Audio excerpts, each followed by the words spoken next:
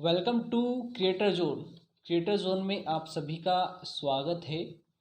और आज का हमारा जो डिस्कशन टॉपिक है उसके ऊपर काफ़ी डिस्कस किया गया है।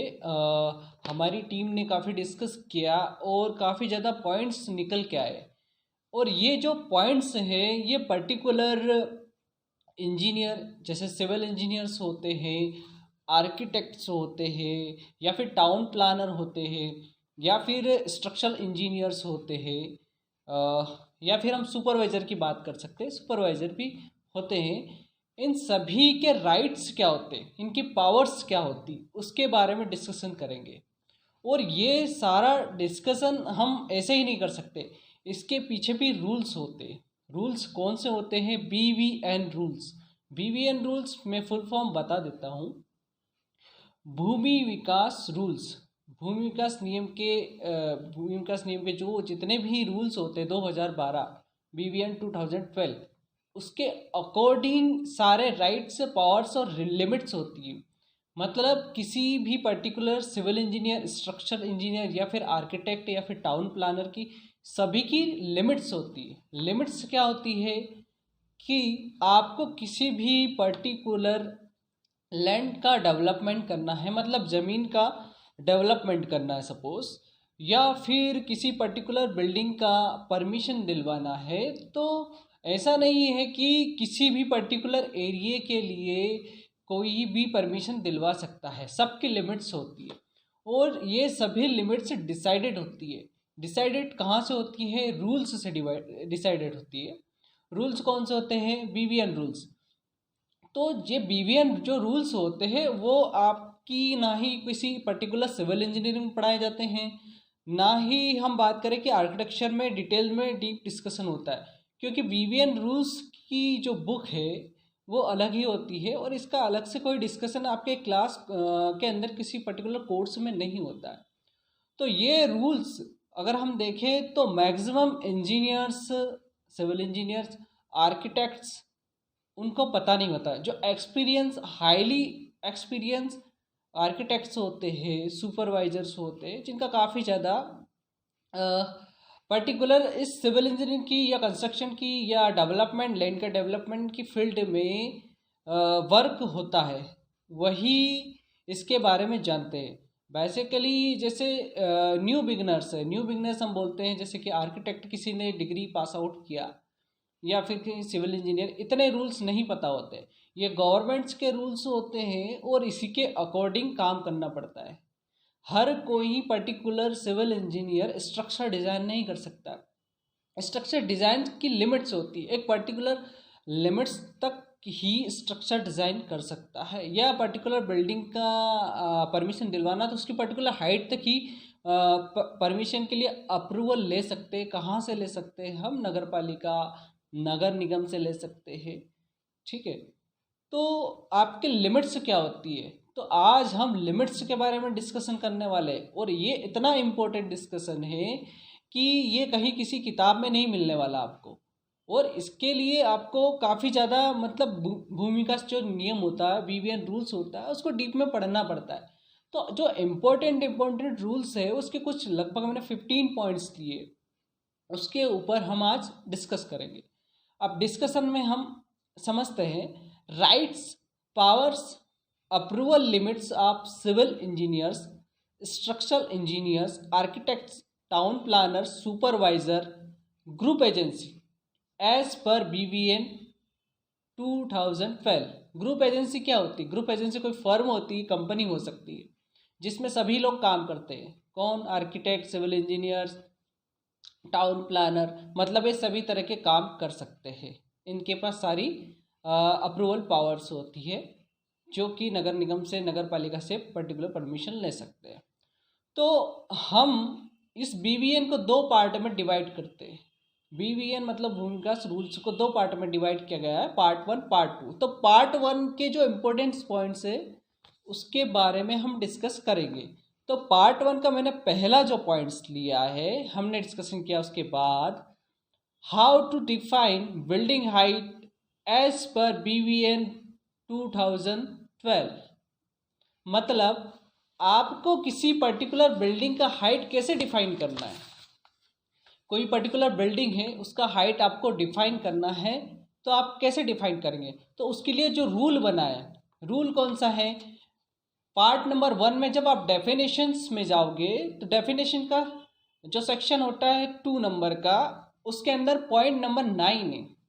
पॉइंट नंबर 9 में क्या दिया हुआ है, अगर आपको किसी पर्टिकुलर बिल्डिंग का हाइट मेज़र करना है या पता लगाना है, तो एक्चुअल जो उसका हाइट है, बिल्डिंग हाइट, वो भूमि विकास रूल्स के अकॉर्डिंग क्या होना चाहिए, उसको कैसे मेज़र करना चाहिए। उसको मेज़र कैसे करना है आपको, पर्टिकुलर आपके पास एक बिल्डिंग है सपोज, तो आपका जो ग्राउंड लेवल रहता है, ग्राउंड लेवल से जो ग्राउंड फ्लोर का टेरेस रहता है, ग्राउंड फ्लोर का टेरेस रहेगा या फिर फर्स्ट फ्लोर का जो भी टेरेस रहेगा, मतलब ग्राउंड फ्लोर, फर्स्ट फ्लोर और टेरेस का जो टेरेस फ्लोर होता है, तो टेरेस फ्लोर तक का जो हाइट होता है, मतलब स्लैब तक का हाइट, मतलब आपका प्लिन स्लैब होता है। प्लिन स्लैब के बाद हम देखेंगे ग्राउंड फ्लोर, ग्राउंड फ्लोर का भी एक स्लैब होता है, फर्स्ट फ्लोर, फिर आपका टेरेस फ्लोर आएगा। G+1 बिल्डिंग की बात करते हैं, टेरेस फ्लोर में क्या होगा, जो टेरेस फ्लोर तक का स्लैब होता है, स्लैब तक का हाइट, ग्राउंड लेवल से स्लैब तक का जो हाइट रहेगा, वहाँ तक का जो डिस्टेंस होता है, पर्टिकुलर वर्टिकल डिस्टेंस मेजर करते हैं, वो आपका बिल्डिंग हाइट होता है। मतलब BVN रूल्स के अकॉर्डिंग जो डेफिनेशन होती है, उसके अकॉर्डिंग जो बिल्डिंग का हाइट होता है, उसमें आप पैरापेट वॉल को इंक्लूड नहीं करते, ना ही किसी पर्टिकुलर टावर को इंक्लूड करेंगे। टावर मतलब ममटी, जो कि टेरेस पर होता है, ठीक है। तो ये जो पर्टिकुलर हाइट होता है, उसका मेज़र करने का तरीका ये होता है कि ग्राउंड जो लेवल होता है, वहाँ से जो टेरेस वाली स्लैब होती है, वहाँ तक का डिस्टेंस होता है, ना कि पैरापेट वॉल को इसमें इंक्लूड किया जाता है। मान लिया आपका जो पर्टिकुलर प्लॉट है वो लेवल नहीं है, स्लोप में है, तो उस केस में क्या करना है, आपका जो प्लॉट का फ्रंटेज होता है, फ्रंट विड्थ होता है, उसके सामने जो रोड बना रहेगा, तो रोड का आप सेंटर लाइन लीजिए, उस सेंटर लाइन से आप उसका एवरेज, उसका हाइट मेज़र कीजिए, वहाँ से निकाला जाएगा। फिर आपको वो मेज़र करना है आपका टेरेस तक, टेरेस का जो स्लैब रहेगा वहाँ तक, ठीक है। तो उस तरह आप निकाल सकते हैं उस पर्टिकुलर बिल्डिंग का हाइट। तो इस गाइडलाइन के अकॉर्डिंग आपको मेज़र करना है। तो इसके बारे में ज़्यादा डिस्कशन करना है, आपको डिटेल, आपको डेफिनेशन चाहिए, तो आपको BVN रूल्स जो होते हैं 2012 के, उसके सेक्शन डेफिनेशन सेक्शन में जाना पड़ेगा, 2 नंबर सेक्शन में, उसका पॉइंट नंबर 9 है, ठीक है। वहाँ से आप इसका डिटेल्स निकाल सकते हैं।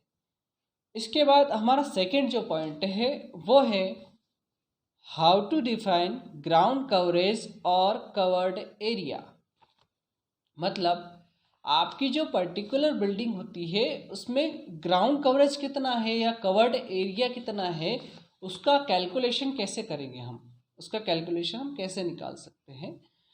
तो कैलकुलेशन करने के लिए आपको सबसे पहले थोड़ा सा समझना पड़ेगा। इसके लिए आपको रूल कौन सा लगाना है, रूल रहेगा आपका डेफिनेशन सेक्शन नंबर 2, मतलब डेफिनेशन का जो सेक्शन नंबर 2 है, उसका पॉइंट नंबर 20 नंबर का पॉइंट है, आपको भूमि विकास रूल्स में सर्च करना है, ठीक है।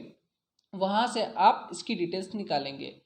जैसे आपके पास कोई पर्टिकुलर प्लॉट होता है, सपोज हम मान लेते हैं हमारे पास एक प्लॉट है, लगभग 1000 स्क्वायर फीट का प्लॉट है, और जिसका फ्रंट विड्थ हमने 20 फीट माना, और पीछे वाला जो लेंथ है, डेप्थ माना हमने सपोज 50 फीट, ठीक है।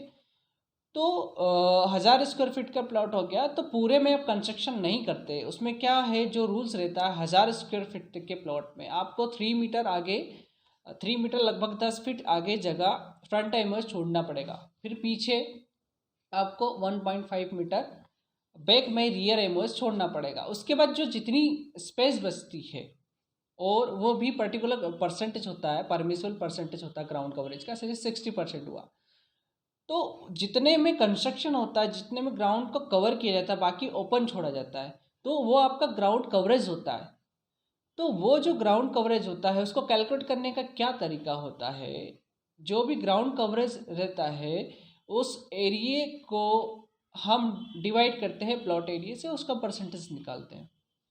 तो उसका जो भी परसेंटेज होता है 60%, 40%, 30%, लेकिन हर प्लॉट साइज के लिए एक अलग अलग परसेंटेज होता है। जैसे जैसे प्लॉट साइज बढ़ता जाता है वैसे वैसे ग्राउंड कवरेज का परसेंटेज कम होता जाएगा, 60 से 50 हो जाएगा, 50 से 40 हो जाएगा, ऐसा रहेगा। लेकिन वो जो रहेगा आपका ग्रॉस ग्राउंड कवरेज रहेगा।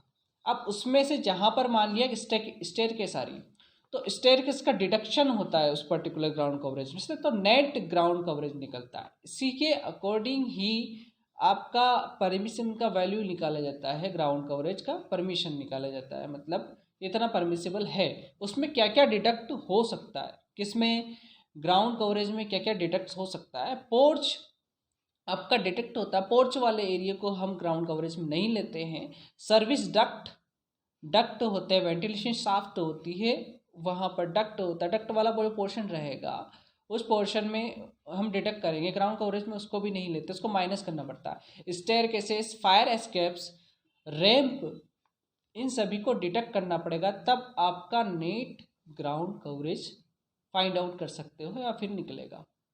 ठीक है, तो ये जो हमारा सेकंड जो पॉइंट था वो भी कंप्लीट हो जाता है। आपका ग्राउंड कवरेज या कवर्ड एरिया क्या होता है, तो आपको इसके लिए क्या करना है, डेफिनेशन सेक्शन का पॉइंट नंबर 20 देखना है।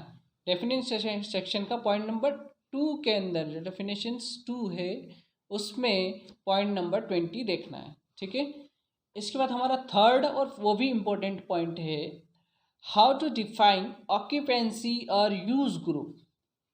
आप किसी पर्टिकुलर ऑक्यूपेंसी को या यूज ग्रुप को कैसे डिफाइन करेंगे, मतलब ये क्या होता है, ऑक्यूपेंसी या यूज ग्रुप क्या होता है। मतलब ऑक्यूपेंट कौन होते हैं, हम लोग होते हैं पर्टिकुलर, और ऑक्यूपेंसी कौन सी होती है, जैसे रेसिडेंशियल बिल्डिंग है ये ऑक्यूपेंसी है, इंडस्ट्रियल बिल्डिंग है, ठीक है, डिफरेंट टाइप की बिल्डिंग होती है, ये ऑक्यूपेंसी होती है। ठीक है, इनके क्लासिफिकेशंस होते हैं, तो क्लासिफिकेशंस आपको कहाँ से रीड करने हैं वो मैं बता देता हूँ आपको।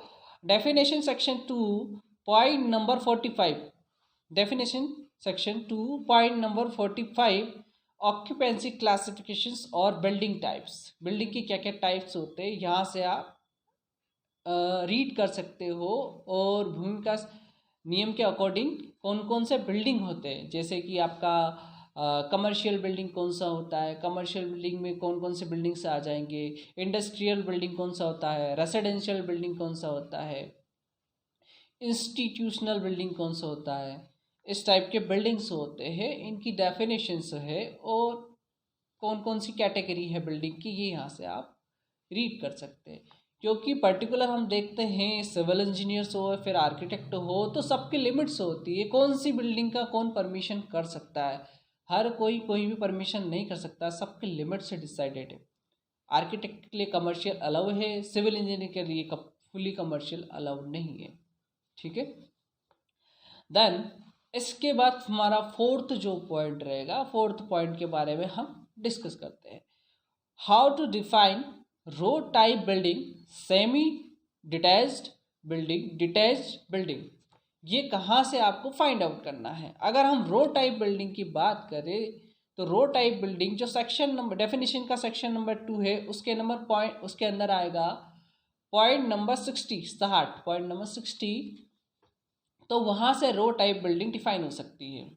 अगर किसी बिल्डिंग का आप डेवलपमेंट कर रहे हो, किसी लैंड का डेवलपमेंट ऐसे कर रहे हो, बिल्डिंग परमिशन ले रहे हो जिसमें आप फ्रंट में एमओएस छोड़ रहे हो और बैक में रियर में एमओएस छोड़ रहे हो, या फिर ओनली फ्रंट में एमओएस छोड़ रहे हो, फ्रंट और रियर या फिर ओनली फ्रंट, तो ऐसे जो डेवलपमेंट होते हैं वो रो टाइप डेवलपमेंट होते हैं, और ऐसी बिल्डिंग्स को रो टाइप बिल्डिंग कहा जाता है। इसके बाद हमारा सेकंड जो बिल्डिंग होता है वो सेमी डिटेच होता है। सेमी डिटेच क्या होता है, इसके लिए जो रूल नंबर आपका डेफिनेशंस का पॉइंट नंबर 2 है, सेक्शन नंबर 2 है, उसके अंदर पॉइंट नंबर 62 आएगा, 62 नंबर आएगा। तो उसके अकॉर्डिंग सेमी डिटेच बिल्डिंग क्या होता है, अगर कोई बिल्डिंग थ्री साइड से अटैच नहीं है, डिटेच्ड है, मतलब डिटैच मतलब जिसमें फ्रंट में एमओएस छोड़ा हुआ है, रियर में एमओएस छोड़ा हुआ है और साइड में भी एमओएस छोड़ा हुआ है, मतलब छोड़ दिया गया है। 3 साइड एमओएस है और एक साइड एमओएस नहीं छोड़ा है चौथी साइड में। तो इस टाइप का जो डेवलपमेंट होगा या बिल्डिंग रहेगी उसे हम सेमी डिटैच्ड बिल्डिंग कहेंगे। इसके बाद जो लास्ट वाला जो पोर्शन होता है बिल्डिंग का टाइप का डेवलपमेंट का, वो होता है डिटैच्ड। डिटैच मतलब जिसमें प्लॉट साइज काफ़ी ज़्यादा होता है। ग्राउंड कवरेज हम 30 से 40% तक लेते हैं, 40% मिनिमम लेकर चलेंगे हम। तो चारों साइड में एमओएस छोड़ना पड़ता है। तो ऐसी बिल्डिंग किसी भी पर्टिकुलर आसपास की बिल्डिंग से टच नहीं होती है, मतलब डिटैच्ड होती है। तो ऐसी बिल्डिंग्स को हम डिटैच्ड बिल्डिंग कहते हैं। मतलब इस तरह की जो बिल्डिंग्स रहेगी, डेफिनेशन सेक्शन 2 के रूल्स के अकॉर्डिंग अगर हम देखें तो आपकी वो सेमी डिटैच्ड बिल्डिंग्स रहेगी।